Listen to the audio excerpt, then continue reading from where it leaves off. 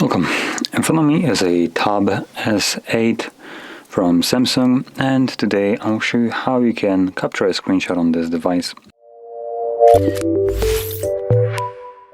So to get started, there's two ways of doing it.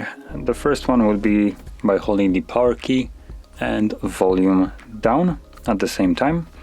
So that's the first way, and the second way would be using the pen that is provided with the device. So I'm going to start with the first one, power and volume down.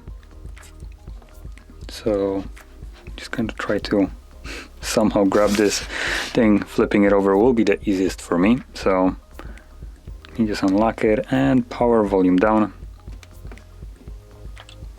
There we go. Once you click it, it captures the screenshot. So there we go, it was visible right here for a moment. So that's the first way, and the second way is with a pen, like I mentioned. Now when you use the pen, it shows you this little pencil kind of icon right here somewhere. As you can see, you can move it around, but usually it's just somewhere on the corner. And all you need to do is press on it. It will bring up this window right here, and you will have this Smart Select option.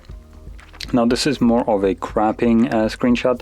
So as an example, the one that it selects by default, this one, just creates a box so you can stretch it around and capture a specific portion, right? Once you drop it, as you can see, it captures this portion that I just selected.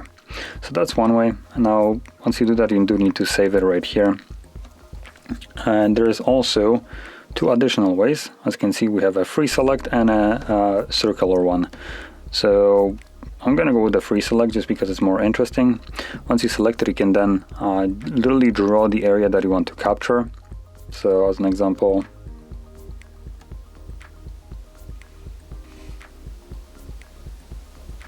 there we go. Just kind of, here we go.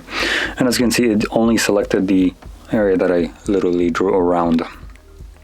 And same as before, you do need to save it. Now those images that, or screenshots that I have captured, can be now found in our gallery application right over here. And let me just navigate to albums, and you have screenshots album, and in here obviously we'll have only screenshots. As you can see, there is the selected one, here's the cropped, and here's just the standard big one that I used buttons for. So anyway, that is how you'd capture screenshots, and if you found this very helpful, don't forget to hit like, subscribe, and thanks for watching.